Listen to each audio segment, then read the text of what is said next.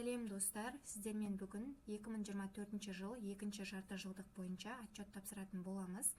Бұл отчет түрі упрощенка режиміндегі кәсіпкерлерге арналады, сонымен қатар доход болмаған жағдайда және де жұмысшысы жоқ жағдайда қарастырылған. Кабинетке ЭЦП ключпен кіреміз. Алдымен біз отчет тапсырмас бұрын қажетті құжаттарды дайындап аламыз.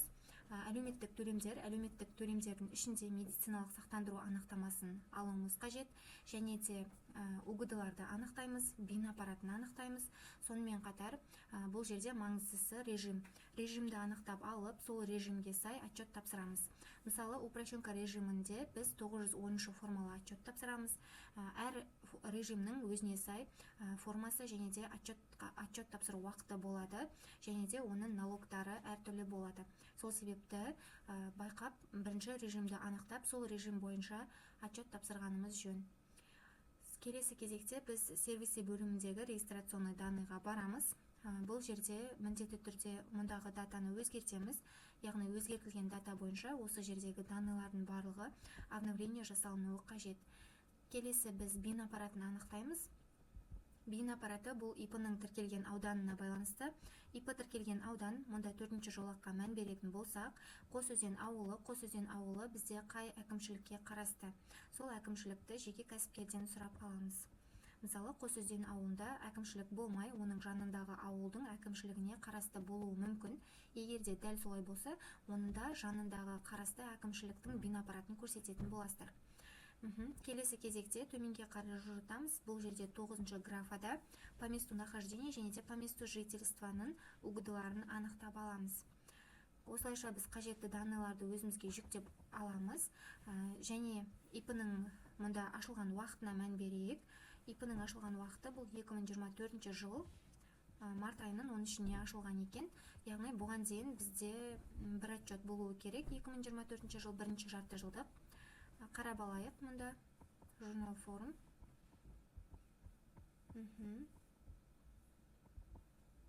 Міне мұнда отчет тапсырылған 1-ші жарты жылдық первоначальный.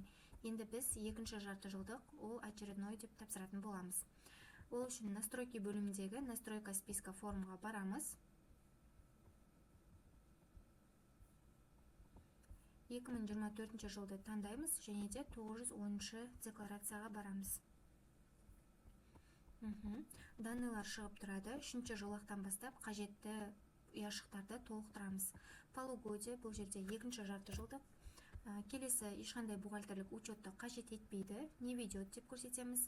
Сонымен қатар вид декларация 2024 жылы жаңа көрсеткенімдей март айында ашылғандықтан бұл 1-ші жарты жылдықта ашылған, яғни қазір бізде 2-ші жарты жылдық, сол себепті 1-ші жарты жылдық первоначальный тапсырылған.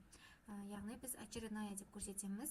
Осыған тоқтала кетсем, қазір бізде 2-ші жарты жылдықты тапсырып жатқандықтан, 2-ші жарты жылдықтың айлары бұл бізде июль айының 1-і мен декабрь айының 31-і аралығын қамтиды.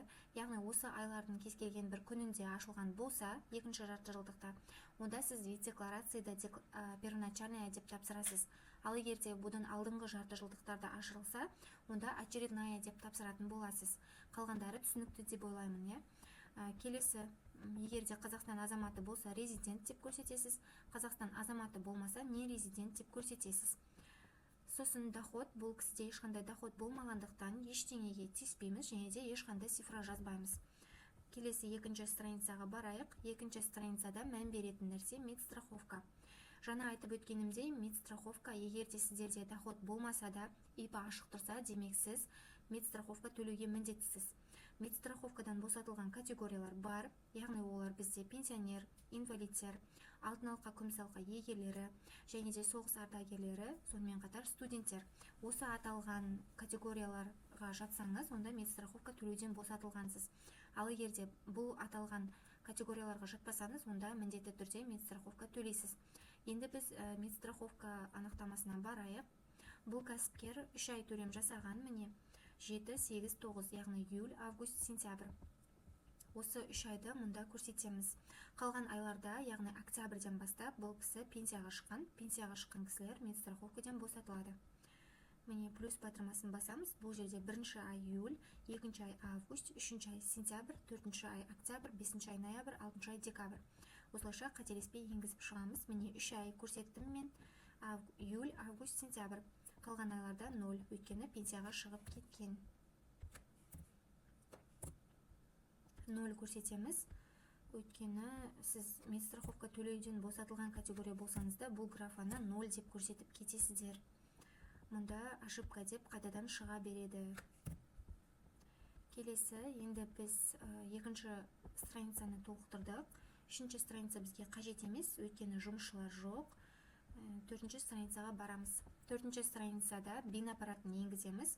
Доход болмаса да бин аппаратын көрсетеміз, өйткені әрі қарай бізде ошибка деп қол қоюға жібермейтін болады. Сол себепті бин аппаратын көрсетеміз. Жаңа айтып өткенімде, бин аппаратын бұл Қосөзен ауылы, сізде қандай ауыл, сол ауылдың әкімшілігін кәсіпкерден сұрайсыз. Қандай әкімшілікке қарайды, сол әкімшілікті көрсетесіз.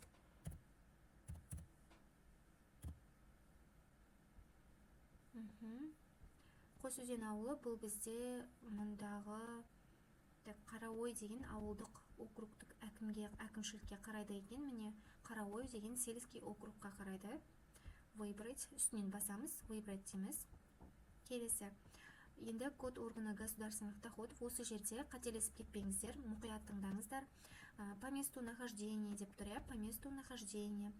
Осы жерде по месту нахождениені қалай ажыратамыз? Міне мұнда регистрационный данныйға барамыз. Осы жерде 9-шы графада по месту нахождения ИП дегенге мән береміз. Осының тұсында қандай УГД тұр, және де қандай район жазылып тұр, соған мән береміз. 904, яғни 0904 Илийский район. Мұнда 0904 Илийский район дегенді көрсетеміз.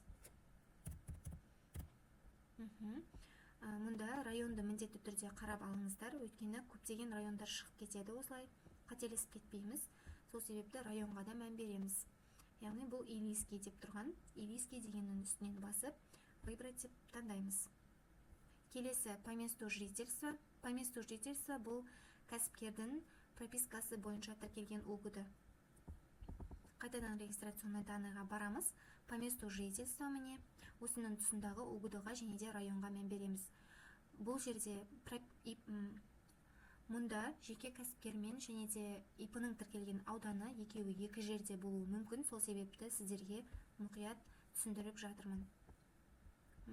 Қазір Илийский тоже екеуі де бір жерде. Міне Илийский район. Выбрать. Осылайша біз барлық данныйларды енгізіп алдық. Өзіңіз қайтадан барлығын қарап тексерсеңіз болады. Бірінші страницадан бастап 4-ші страницаға дейін қарап шықсаңыз болады. Міне екінші жарты жылдық очередная барлығын қарайсыздар. Сосын барып, мұнда проверить заполнение деп қателік бар жоғын тексереміз. Ошибок нет деп тұр, қателік жоқ, окей. Соңғы этап бұл бізде отправить в УГД деп ЭЦП ключпен қол қоямыз.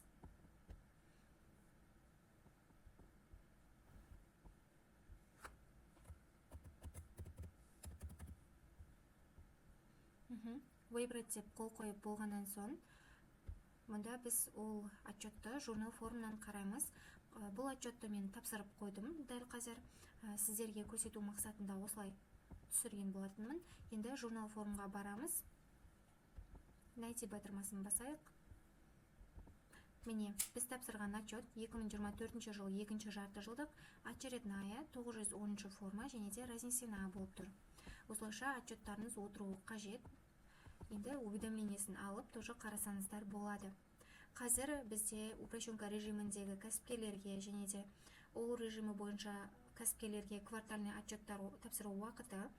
Бұл уақыт бізде 1 январь мен 15 февраль аралығын қамтиды. Егер де сіздерге отчет тапсыру қызметтері қажет болса, мұнда описаниеде номер қалдырамын. Және де қандай да бір сұрақтар туындап жатса, сол номерге хабарласып біле аласыздар. Немесе басқа да ИП қызметтері қажет болса, тоже хабарлассаңыздар болады. Ақпарат сіздерге пайдалы болды деген ойдамын. Лайк, комментария қалдыруды ұмытпаңыздар және де каналға тіркеліп алыңыздар.